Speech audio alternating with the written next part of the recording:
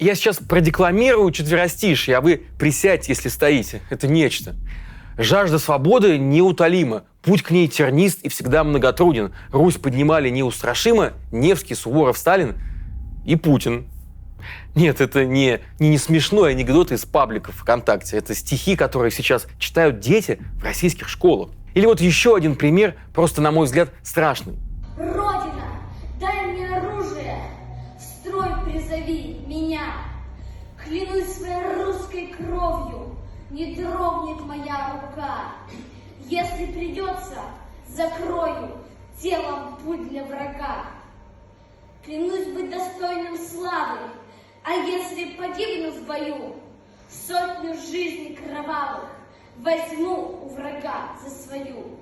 Мальчику же лет 7. Вы думаетесь, просто его одели в военную форму и пустили фоном фото убитых военных. И это все в школе. После начала полномасштабной войны в Украине в российских школах многое изменилось. Теперь по всей стране дети по понедельникам под звуки гимна поднимают российский флаг и слушают разговоры о важном. А еще встречаются с вернувшимися с фронта военными, танцуют с автоматами, вяжут маскировочные сети и носки солдатам. Российская власть долго не обращала внимания на детей, но теперь распробовала и их. Школьникам объясняют, как правильно жить и думать, кого любить и кого ненавидеть, почему воевать – это интересно и почетно, а умирать не так уж и страшно. При этом четкая система военно-патриотического воспитания в России пока еще не сложилась. Есть обязательные мероприятия, которые учителя не всегда хотят проводить, а есть инициативы снизу.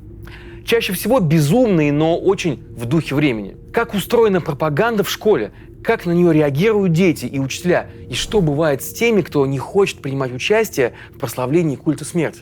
Об этом наш сегодняшний разбор. С вами Павел Коныгин, смотрите нас в эфире «Дождя» и, конечно, подписывайтесь на канал «Продолжение следует» в Телеграме и Ютубе, чтобы не потеряться. Потому что когда нас много и мы вместе, мы не одиноки.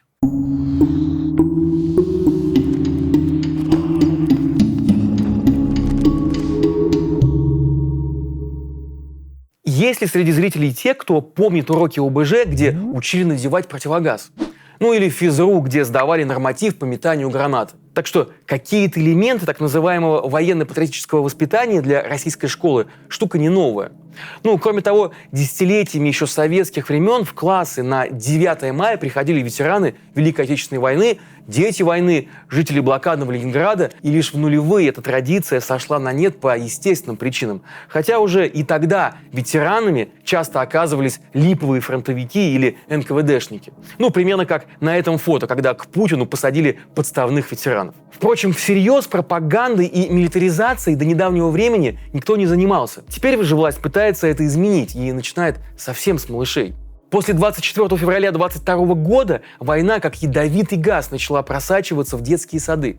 Мальчики и девочки 5-6 лет, которые еще толком не умеют читать и писать, уже участвуют в военных соревнованиях «Зорничка». В начале мая в эту «Зорничку» играли малыши из Архангельской области. Победила команда спецназ из детского сада «Ладушки» и пехотинцы из детсада «Аленушка». Малыши, одетые в военную форму, маршировали по плацу, проходили на время полосу препятствий с игрушечными автоматами, показывали умение различать военную технику и бинтовали друг другу воображаемые раны. Организаторы игры утверждают, что ее цель – это подготовка к службе в армии, популяризация профессии военного и подготовка к преодолению трудностей. Интересно, какие трудности научатся преодолевать дети, отрабатывая строевой шаг? И неразумнее ли вместо армии готовить шестилеток к школе? Или вот в Ейске, Краснодарского края, на местном стадионе прошел военный парад детсадовцев. Пока дети в форме маршировали перед чиновниками и ветеранами, ведущий парада говорил в микрофон, что малышей в Ейске учат познавать мир и делают их жизнь интереснее и содержательнее. А глава района Роман Бублик выразил надежду, что военный парад малышей станет традицией. Дети маршировали еще в Южно-Сахалинске, Нижнекамске и Йошкар-Оле. И здесь важно отметить, что детские сады чаще всего сами бегут впереди пропаганды. Все-таки участие в «Зорничках» и других детсадовских патриотических мероприятиях, в кавычках, конечно, пока не обязательное. Да и парад в Ейске – это была местная инициатива, хотя и подхваченная потом другими регионами. Ну, другое дело школа, где военно-патриотическое воспитание уже пытаются поставить на поток. И здесь очень старается министр просвещения Сергей Кравцов. Это ему надо сказать спасибо за обязательное поднятие флага в школах и классные часы разговора о важном. По его словам, все это развивает у детей патриотизм и защищает их от последствий информационной войны. На сайте Министерства просвещения подробно расписаны эти темы для разговоров о важном. Например, о патриотизме с детьми надо говорить в рамках урока «Наша страна Россия». Первые классы должны слушать песню «С чего начинается Родина» и обсуждать, что Родина, я цитирую, это колыбельная песенка, дорожка, по которой все гуляют, и букварь. А 5-7 классы должны письменно ответить на вопрос, что я хочу и могу сделать для Родины. Потом листочек с ответом надо прикрепить к березке, которая является символом России. Я не шучу. Такое задание реально существует.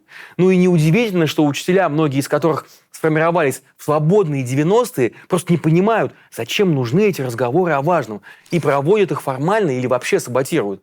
Кто-то устраивает обычный классный час, а кто-то и вовсе разрешает детям заниматься своими делами. Глава Альянса учителей Даниил Кен рассказал BBC, что преподаватели еще до введения разговоров о важном уже звонили ему и спрашивали, как от них отделаться. Если вы хотите освоить перспективный и растущий навык, который можно быстро изучить и зарабатывать на нем отличные деньги в любой точке мира, то вам точно стоит изучить ноу-код разработку. Ноу-код – это способ создания сайтов, мобильных приложений, чат-ботов и даже искусственного интеллекта без написания кода и без опыта в программировании. Он позволяет создавать IT-продукты в десятки раз быстрее и дешевле, чем традиционные способы разработки. По оценкам экспертов, уже через несколько лет рынок ноу-код разработки вырастет в 10 раз. В ближайшие годы около 70% IT-приложений будет создаваться с помощью ноу-код без привлечения классических разработчиков. Недавнее исследование показало, что 82% компаний не могут себе позволить держать в штате большое количество обычных разработчиков. Поэтому они уже готовы создавать все условия для работы ноу-код специалистов. Регистрируйтесь на бесплатный вебинар от ведущего ноу-код университета CodeBreakers, и вы узнаете, почему ноу-код – это самая перспективная ниша в IT. Как войти в IT без знания языков программирования и навыков кодинга. Как без кода делать мощные цифровые продукты уровня Tinder и Airbnb. Где искать первые заказы и как успешно сменить работу. Как запустить свой стартап или начать свое дело. Вебинар проведет Анна Радзиевская, SEO CodeBreakers и известный ноу-код предприниматель, экс-продакт в Яндексе и Клин. Регистрируйтесь по ссылке в описании. А раз учителя оказались не самыми надежными помощниками государства в воспитании патриотизма, оно возложило свои надежды на тех, кто воевал в Украине. Мобилизованных, добровольцев и даже бойцов, боевиков точнее, ЧВК «Вагнер».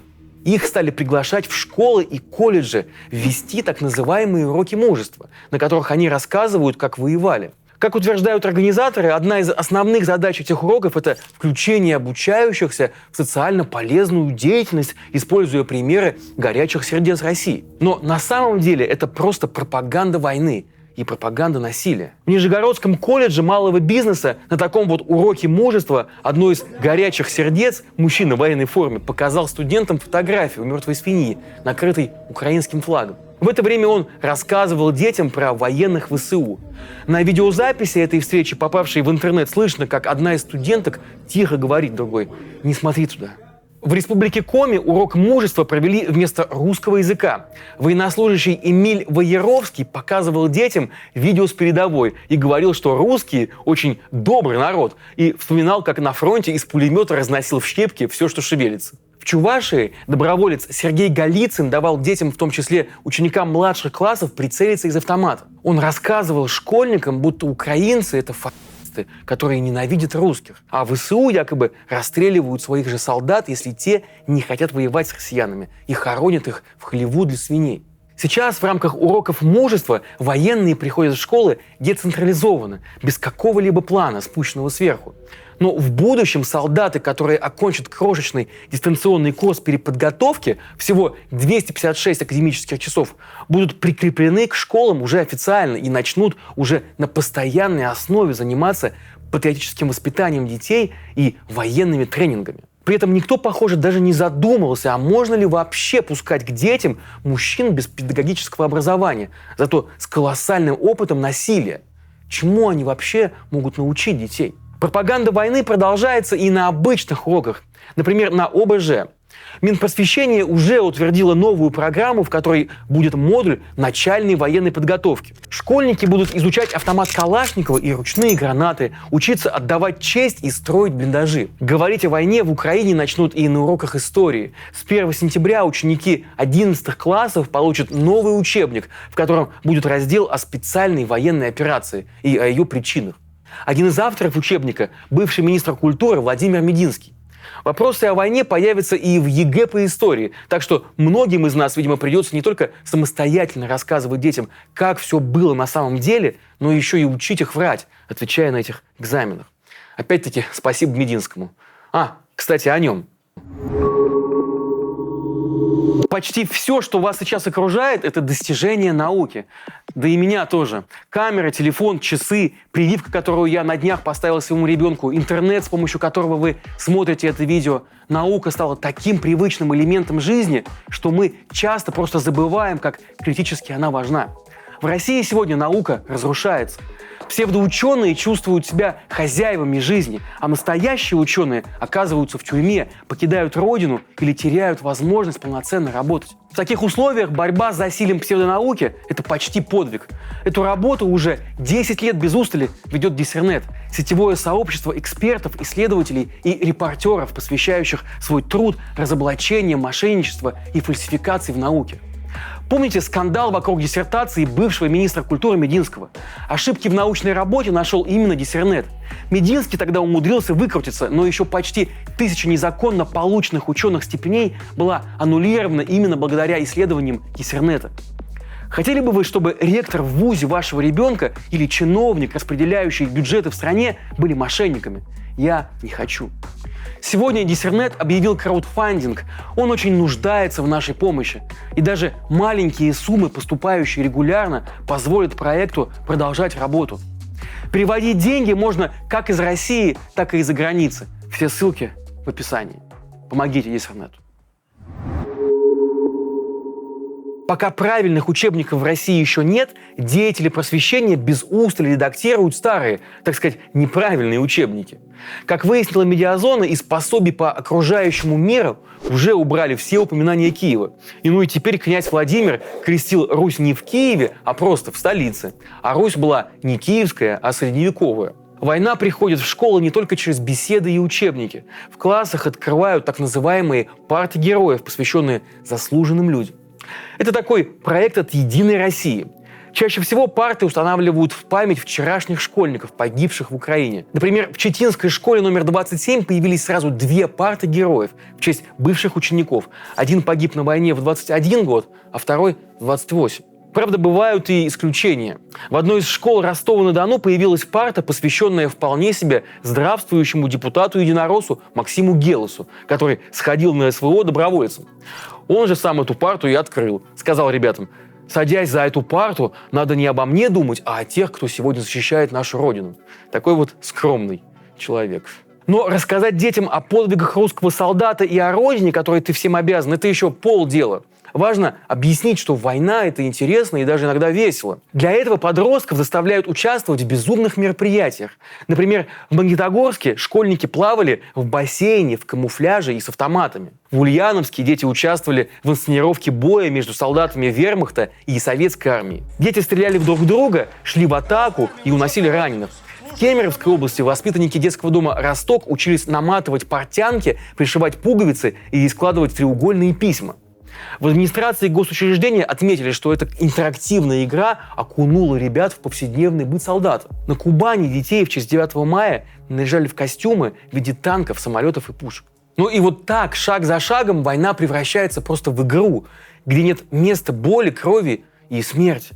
Зато есть героизм и непрерывные победы, ведь Россия, если верить милитаристским урокам, никогда не проигрывает. Школьники просто не представляют, что на войне именно они, а не кто-то другой, могут погибнуть и стать в одном лице жертвой и убийцей. Из детей уже сегодня буквально делаются участников войны. Их заставляют вязать маскировочные сети на фронт и носки для военных, собирать посылки, сушить сухари и шить нарукавные повязки для мобилизованных. Но и этого государству кажется мало. В апреле Госдума приняла поправку, которая позволяет 18-летним парням сразу после окончания учебы заключать контракт на военную службу. И тут же в школах началась агитация. Администрация Петербургской школы 569 вывесила в своей группе во ВКонтакте брошюру, которая рекламирует службу по контракту. А рядом призыв, я процитирую: «Контрактная служба – это возможность проявить свою гражданскую позицию, стать частью вооруженных сил России, которые ведут борьбу с нацизмом в рамках специальной военной операции». В брошюре написано, что контрактники будут получать от 200 тысяч рублей в месяц и еще почти 700 тысяч единовременно.